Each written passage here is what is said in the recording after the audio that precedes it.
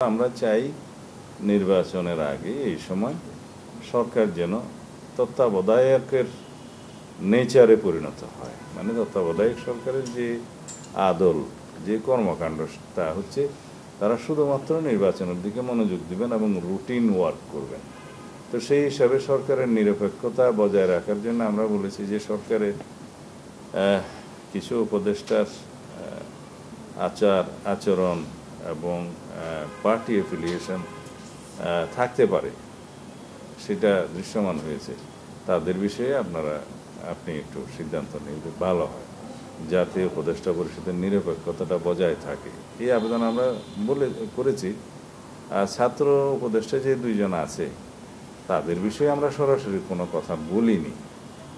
তারা যদি নির্বাচন করতে চায়, আমার মনে হয় তারা নিজেরাই সিদ্ধান্ত নেবেন, যাতে যথাসময়ে তারা সরকার থেকে সরে আসবেন।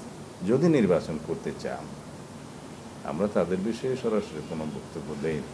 যারা গণতান্ত্রিক রাজনৈতিক দল এবং শক্তি, তাদের মধ্যে কেউ কি আজ পর্যন্ত বলেছে তারা ফেব্রুয়ারির প্রথমার্ধে নির্বাচন চায় না? কেউ কি বলেছে? তো যদি না বলে থাকে, জনগণ তো নির্বাচনের জন্য উন্মুখ হয়ে আছে। প্রত্যেক রাজনৈতিক দল যদি নির্বাচন চায় ফেব্রুয়ারির প্রথমার্ধে, পারলে আরও আগে, তাহলে নির্বাচনের অনুষ্ঠানের বিষয়ে কেন শঙ্কা প্রকাশিত হবে? কোনো কারণ তো নেই।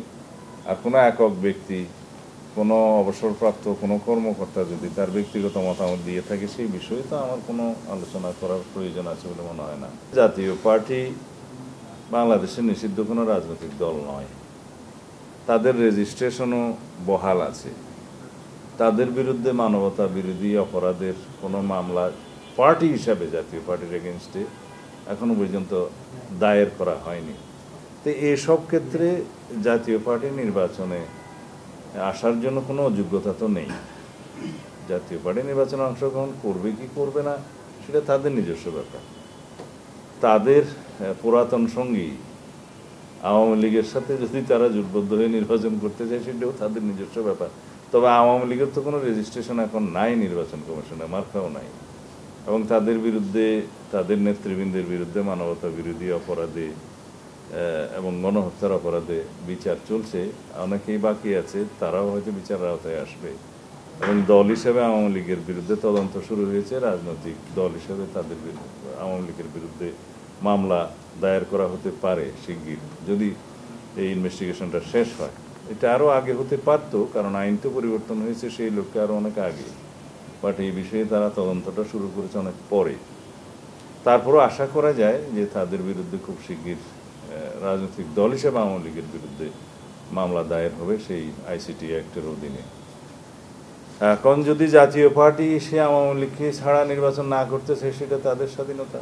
আমরা আশা করছি দেশনেত্রী বেগম খালেদা জিয়া শারীরিক অবস্থা বিবেচনায় তিনি নিজে সিদ্ধান্ত নেবেন নির্বাচন করবেন কিনা। আমরা তো চাই তিনি নির্বাচনে অংশগ্রহণ করুন।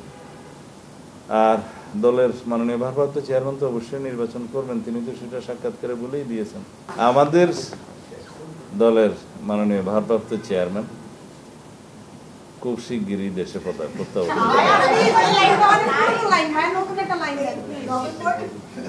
আশা করি নভেম্বরের মধ্যেই তিনি ফিরবেন।